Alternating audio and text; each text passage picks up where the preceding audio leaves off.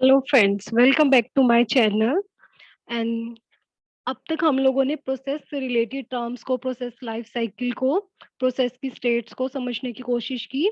आज हम लोग सीपीयू शेड्यूलिंग के अंदर जो भी टर्म्स यूज होती हैं, इंपॉर्टेंट टर्म्स हैं, क्या क्या टाइम यूज होता है, क्या क्यों करनी चाहिए सीपीयू शेड्यूलिंग, उसके बारे में डिस्कशन करेंगे। तो लेट अस स्टार्ट। तो सबसे पहले टर्म आती है हमारे पास कॉन्टेक्स्ट स्विच। कॉन्टेक्स्ट स्विच में क्या है, जब हम लोगों ने प्रोसेस स्टेट डायग्राम पढ़ा था तो वहां पे हम लोगों ने समझा था कि अगर हमारा कोई प्रोसेस रनिंग स्टेट के अंदर है, तो सपोज करो हमारे पास मल्टीपल प्रोसेसेस हैं। तो दो प्रोसेस है, सपोज करो कि दो प्रोसेस है P1 एंड P2।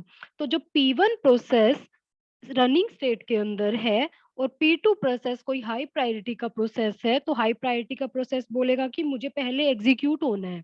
तो P1 प्रोसेस को सीपीयू क्या करेगा, ये ऑपरेटिंग सिस्टम क्या करेगा, तो P1 प्रोसेस को जितना भी कंप्लीट हुआ है अब तक उसको कहीं और जाकर स्टोर करवाएगा। कहाँ स्टोर करवाएगा? पीसीबी के अंदर स्टोर करवाएगा। और दूसरा जो हाईएस्ट प्रायोरिटी का प्रोसेस है, उसको क्या करना है, हमें अब शेड्यूल करना है। तो जैसे कि हम लोग इस डायग्राम में देखेंगे, जैसे कि प्रोसेस P1 है, वो सिस्टम में आया, तो उसने क्या किया, तो वो सीपीयू ने उसके ऊपर काम करना स्टार्ट किया। तो नेक्स्ट क्या है, प्रोसेस 2 आया है। तो प्रोसेस 2 को क्या करना है, हमें अब शेड्यूल करना है, क्योंकि वो हाई प्रायोरिटी का प्रोसेस है। तो कॉन्टेक्स्ट स्विचिंग के अंदर क्या होगा, प्रोसेस 1 की स्टेट को हम लोग पीसीबी 1 के अंदर क्या करेंगे, स्टोर कर देंगे।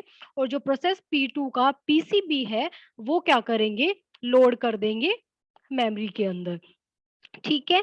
जैसे ही प्रोसेस 2 ने अपना काम खत्म किया, उसके बाद हमें क्या करना है, सेव कर देंगे हम लोग पीसीबी 2 की स्टेट को, पीसी प्रोसेस 2 की स्टेट को पीसीबी 2 के अंदर। और अगेन हमें क्या करना है, प्रोसेस 1 को फिर से जहां पर भी वो कंप्लीट हुआ था उसकी स्टेट को वहां से रिज्यूम करना है। मींस पहला जो प्रोसेस है, अगर उसको बीच में हमें स्टॉप करना पड़ रहा है एक बार के लिए, क्योंकि हाई प्रायोरिटी का प्रोसेस हमें शेड्यूल करना है, तो उसकी स्टेट को हमें कहीं स्टोर पीसीबी के अंदर स्टोर करवाना पड़ता है। और जब हाई प्रायोरिटी का प्रोसेस कंप्लीट हो जाता है उसका एग्जीक्यूशन, तो हमें जो पहले वाला प्रोसेस था उसकी स्टेट को, जहां पर हमने सीपीयू ने उसको छोड़ा था काम करते हुए एग्जीक्यूशन में, वहीं से उसको रिज्यूम करना होता है। तो ये क्या है, हमारा कॉन्टेक्स्ट स्विचिंग है। कॉन्टेक्स्ट स्विचिंग हमारा मल्टीटास्किंग ऑपरेटिंग सिस्टम के अंदर बहुत ज्यादा इंपॉर्टेंट पार्ट है। ये बहुत ज्यादा इंपॉर्टेंट कंसेप्ट है। नेक्स्ट क्या आता है, when the process is switched and the flowing information is stored for later use। जब भी हमें किसी प्रोसेस को कॉन्टेक्स्ट स्विच करना पड़ता है, कहीं पीसीबी के अंदर स्टोर करवाना पड़ता है और दूसरे प्रोसेस को शेड्यूल करना होता है, तो हमें कौन कौन सी इंफॉर्मेशन स्टोर करनी होती है। तो प्रोग्राम काउंटर की इंफॉर्मेशन स्टोर करनी होती है। हमें पता है कि प्रोग्राम काउंटर के अंदर हमारे पास नेक्स्ट इंस्ट्रक्शन का एड्रेस है। नेक्स्ट इंस्ट्रक्शन कौन सी है, यहाँ पर प्रोसेस 2 की इंस्ट्रक्शन है। तो प्रोसेस 2 की इंस्ट्रक्शन को क्या करना पड़ेगा, हमें स्टोर करवाना पड़ेगा। शेड्यूलिंग इंफॉर्मेशन स्टोर करवानी पड़ेगी। शेड्यूलिंग इंफॉर्मेशन का मतलब क्या होता है कि कौन सी शेड्यूलिंग उसके ऊपर परफॉर्म हो रही है, एफसीएफएस परफॉर्म हो रही है, एसजेएफ परफॉर्म हो रही है, राउंड रोबिन परफॉर्म हो रही है, कौन सी शेड्यूलिंग इंफॉर्मेशन उसके ऊपर परफॉर्म हो रही है, तो वो भी हमें क्या करनी पड़ेगी, स्टोर करवानी पड़ेगी। बेस लिमिट रजिस्टर वैल्यू, जो भी रजिस्टर्स यूज हो रहे हैं उसकी क्या वैल्यू है करंट के अंदर, बेस रजिस्टर की वैल्यू क्या है, वो भी हमें स्टोर करवाना पड़ेगा। करंटली यूज्ड रजिस्टर, अभी जो कौन सा रजिस्टर सीपीयू यूज कर रहा था प्रोसेसिंग के लिए एग्जीक्यूशन टाइम में, तो वो भी हमें स्टोर करवाना पड़ेगा। चेंज स्टेट, तो उसको चेंज कोई भी स्टेट है, अगर हमारे पास चेंज स्टेट है कोई भी, तो उसको भी हमें स्टोर करवाना है। आईओ स्टेट इन्फॉर्मेशन भी हमें स्टोर करवानी पड़ती है। अकाउंटिंग इन्फॉर्मेशन भी स्टोर करवानी पड़ती है। अकाउंटिंग इन्फॉर्मेशन हम लोगों ने पढ़ा था जब हम लोगों ने पीसीबी का डिस्क्रिप्शन पढ़ा था, तो अकाउंटिंग इन्फॉर्मेशन क्या होता था वहां पर, कोई भी प्रोसेस को सीपीयू कितने टाइम के लिए अलोकेट होगा, सीपीयू से रिलेटेड जितनी भी इंफॉर्मेशन होती है वो हमारी अकाउंटिंग इन्फॉर्मेशन होती है। नेक्स्ट क्या है, what is CPU scheduling. CPU scheduling क्या होता है, तो सीपीयू शेड्यूलिंग क्या है, एक प्रोसेस को सीपीयू कब एलोकेट करना है एग्जीक्यूशन के लिए, जबकि दूसरा प्रोसेस होल्ड पर हो। तो वो क्या है, मतलब कि हमें प्रोसेसेस को शेड्यूल करना है one by one. Ready queue में से हमारे पास रनिंग स्टेट के अंदर प्रोसेसेस आएंगे, तो उनके ऊपर कौन सी शेड्यूलिंग परफॉर्म करनी है, एफसीएफएस करनी है या फिर एसडीएफ करनी है, राउंड रोबिन करनी है, प्रायोरिटी शेड्यूलिंग करनी है, कौन सी शेड्यूलिंग परफॉर्म करनी है, तो वो होता है हमारा सीपीयू शेड्यूलिंग। तो दो टाइप की सीपीयू शेड्यूलिंग होती है हमारे पास। First one is primitive and next one is non primitive. तो प्रिमिटिव शेड्यूलिंग कौन सी शेड्यूलिंग होती है, जैसे कि सपोज करो रनिंग स्टेट के अंदर हमारे पास P1 नाम का प्रोसेस है, P2 नाम का कोई हाईएस्ट प्रोसेस आया, मीन्स इंटरप्ट आया, तो P2 को शेड्यूल करना है अब हमें। तो P1 वाले प्रोसेस को P2 क्या करेगा, P2 नया प्रोसेस आया, हाई प्रायोरिटी का प्रोसेस आया, तो P1 वाले प्रोसेस से सीपीयू को प्रिम्प्ट कर लेगा, छीन लेगा, और ये बोलेगा कि पहले मैं एग्जीक्यूट होऊंगा, बाद में P1 प्रोसेस एग्जीक्यूट होगा। तो वो क्या है, सीपीयू को छीन लेना, प्रिम्प्ट कर लेना, that means it is primitive scheduling. Non primitive scheduling क्या है कि सपोज करो दो प्रोसेस है P1 एंड P2, अगर P1 प्रोसेस एग्जीक्यूशन फेज के अंदर है, उसको सीपीयू एलोकेट हुआ है, तो जब तक उसने अपना काम नहीं फिनिश कर लेना तब तक P2 प्रोसेस नहीं आ सकता। Means CPU P2 process CPU को P1 प्रोसेस से छीन नहीं सकता यहाँ पर। तो ये केस है हमारा नॉन प्रिमिटिव का केस। तो हमारे पास प्रिमिटिव शेड्यूलिंग के अंदर भी कुछ एग्जांपल्स हैं और नॉन प्रिमिटिव शेड्यूलिंग के अंदर भी कोई एग्जांपल, बहुत से एग्जांपल्स आते हैं। ठीक है, तो ये हमारा प्रिमिटिव शेड्यूलिंग था कि मतलब लोअर प्रायोरिटी का टास्क है वो हायर प्रायोरिटी के टास्क से सीपीयू को क्या करेगा, छीन नहीं सकता, मतलब हाईएस्ट प्रायोरिटी का प्रोसेस लोवेस्ट प्रायोरिटी वाले प्रोसेस से क्या करेगा, सीपीयू को छीन लेगा और पहले खुद एग्जीक्यूट होगा। नॉन प्रिमिटिव के अंदर सीपीयू जिस प्रोसेस को लेकर काम एग्जीक्यूशन फेज के अंदर है, तो वो उसी का सीपीयू उसी काम को परफॉर्म करेगा, उसी जॉब को, उसी प्रोसेस को फिनिश करेगा पहले, फिर नेक्स्ट वाले प्रोसेस के ऊपर जंप करेगा। तो this is the case of non primitive scheduling. Why scheduling is primitive or non-primitive? Scheduling primitive और नॉन प्रिमिटिव क्यों कब होती है, ये क्वेश्चन है अब यहाँ पर। तो अब process switches from running to waiting state. अब कोई भी प्रोसेस है रनिंग स्टेट से वेटिंग स्टेट में क्यों जाता है, उसको कोई भी आईओ ऑपरेशन परफॉर्म करना होता है, इसलिए जाता है। तो कोई भी प्रोसेस को अगर आईओ ऑपरेशन चाहिए, तो सीपीयू किसी और दूसरे प्रोसेस ने सीपीयू को छीना तो नहीं है ना, यहाँ पर अपनी मर्जी से आईओ ऑपरेशन परफॉर्म करने के लिए गए हैं। तो ये वाला केस कौन सा केस हुआ, ये हुआ नॉन प्रिमिटिव का कंसेप्ट, कि मींस यहाँ पे किसी और प्रोसेस ने पहले वाले प्रोसेस से सीपीयू को यहाँ पर छीना नहीं है, वो अपनी मर्जी से आईओ ऑपरेशन परफॉर्म करने के लिए गया है, उसने अपनी मर्जी से सीपीयू को फ्री किया है किसी और प्रोसेस को यूज करने के लिए।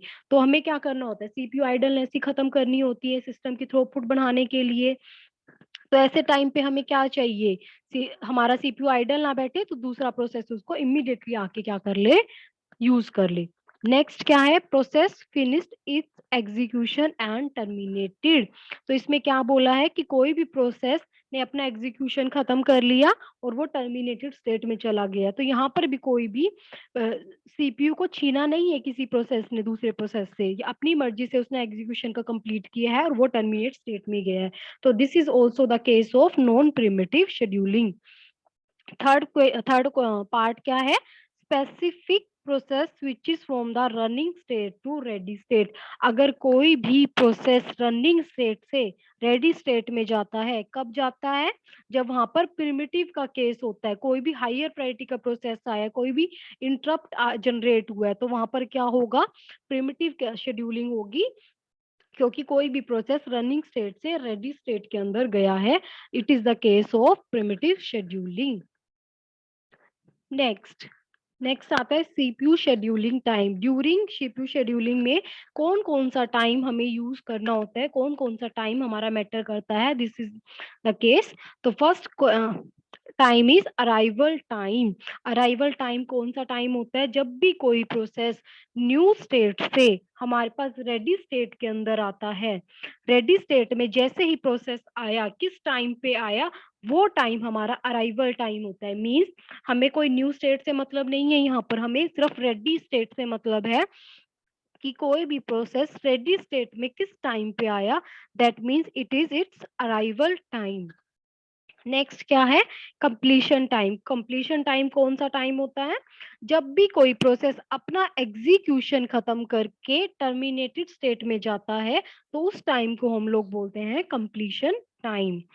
नेक्स्ट है हमारे पास बर्स्ट टाइम। बर्स्ट टाइम कौन सा टाइम होता है, कोई भी प्रोसेस है हमारे पास उसको कितने टाइम के लिए सीपीयू चाहिए, means CPU time means execution time, कितना टाइम उसको एग्जीक्यूशन में लगेगा, वो होता है हमारा बर्स्ट टाइम।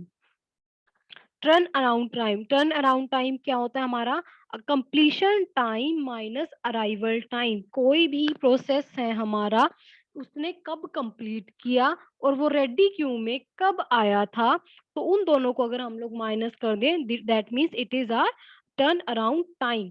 अब को जैसे फॉर एग्जांपल प्रोसेस P1 है, प्रोसेस P1 रेडी क्यू में 5 सेकंड पर आया था, 5th सेकंड पर आया था, और उसने अपना कंप्लीट टाइम, उसको सीपीयू कब अलोकेट हुआ और उसने अपना एग्जीक्यूशन टाइम कब खत्म किया। तो सपोज करो अगर उसने अपना एग्जीक्यूशन टाइम 15th सेकंड पे कंप्लीट किया है, तो अगर मैं दोनों को माइनस कर दूं, completion time minus arrival time, तो हमारा टर्न अराउंड टाइम निकल जाएगा यहाँ पर। तो ये इस केस में क्या हुआ, 15 - 5 that is 10, 10 is the turn around time. Next क्या है, वेटिंग टाइम। वेटिंग टाइम कौन सा टाइम है, time difference between turn around time and burst time. तो अगर टर्न अराउंड टाइम में से मैं बर्स्ट टाइम को माइनस कर दूं तो क्या निकल जाएगा मेरा वेटिंग टाइम। वेटिंग टाइम कितना टाइम होता है कि कोई भी प्रोसेस ने कितना वेट किया सीपीयू को एलोकेट होने से पहले, कि उसको सीपीयू एलोकेट होने में कितना टाइम लगा, तो वो होता है हमारा waiting time. Next is objective of primitive scheduling algorithm, कि हमें क्या क्या ऑब्जेक्टिव्स चाहिए, क्या क्या, कि हमें प्रिमिटिव, हमें प्रोसेस शेड्यूलिंग करनी है, प्रोसेसेस को शेड्यूल करना है, सीपीयू असाइन करना है, तो हमें क्या क्या रिक्वायरमेंट्स है, क्या क्या ऑब्जेक्टिव्स हैं हमारे प्रोसेस शेड्यूलिंग के। तो सबसे पहला ऑब्जेक्टिव है हमारा मैक्सिमम सीपीयू यूटिलाइजेशन, कि हमें क्या करना है, सीपीयू यूटिलाइजेशन इंक्रीज करनी है। ठीक है, तो जितनी सीपीयू यूटिलाइजेशन इंक्रीज होगी उतना ही हमारा क्या होगा, प्रोसेस अब हमारे सिस्टम की थ्रूपुट इंक्रीज होगी। मींस हमें क्या करना है, सीपीयू को बिजी रखना है जितना भी हो सके।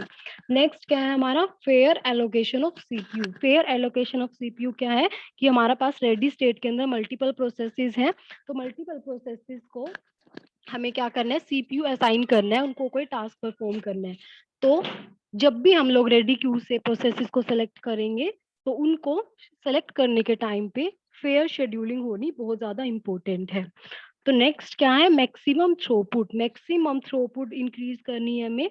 थ्रूपुट क्या होता है, number of processes that complete their execution per unit time, कि पर यूनिट टाइम में कितने नंबर ऑफ प्रोसेसेस हैं जिन्होंने अपना टास्क कंप्लीट कर लिया है, दैट इज मैक्सिमम थ्रूपुट। तो हमें क्या करना है, थ्रूपुट को मैक्सिमाइज करना होता है। नेक्स्ट क्या है, मिनिमम टर्न अराउंड टाइम। हम लोगों ने टर्न अराउंड टाइम पढ़ा था कि अगर हमारा कंप्लीशन टाइम में से अराइवल टाइम को माइनस कर दिया जाए तो हमारा टर्न अराउंड टाइम, इनके टर्न अराउंड टाइम क्या हो जाता है, निकल जाता है। तो हमें क्या करना है, मिनिमम करना होता है टर्न अराउंड टाइम को भी। तो टर्न अराउंड टाइम क्या है, क्योंकि एक प्रोसेस ने फिनिश करने के लिए अपना एग्जीक्यूशन कितना टाइम लिया, that is turn around time. Next क्या है, minimum waiting time. Minimum waiting time कौन सा टाइम होता है, कि कोई भी प्रोसेस ने रेडी क्यू के अंदर कितना वेट किया, that is minimum waiting time, तो उसको हमें क्या करना है, मिनिमम करना है। नेक्स्ट क्या है, मिनिमम रिस्पॉन्स टाइम। हमें क्या करना होता है, रिस्पॉन्स टाइम को हमें मिनिमम करना होता है। रिस्पॉन्स टाइम कौन सा टाइम होता है, जब भी कोई प्रोसेस को फर्स्ट टाइम सीपीयू एलोकेट किया जाता है तो दैट इज रिस्पॉन्स टाइम, तो उसको भी हमें क्या करना होता है, मिनिमम करना होता है, that is minimum response time. तो this is all about today lecture. I hope आपको समझ में आया होगा। Thank you. कल हम लोग शेड्यूलिंग के एग्जाम्पल्स पढ़ेंगे। Thank you.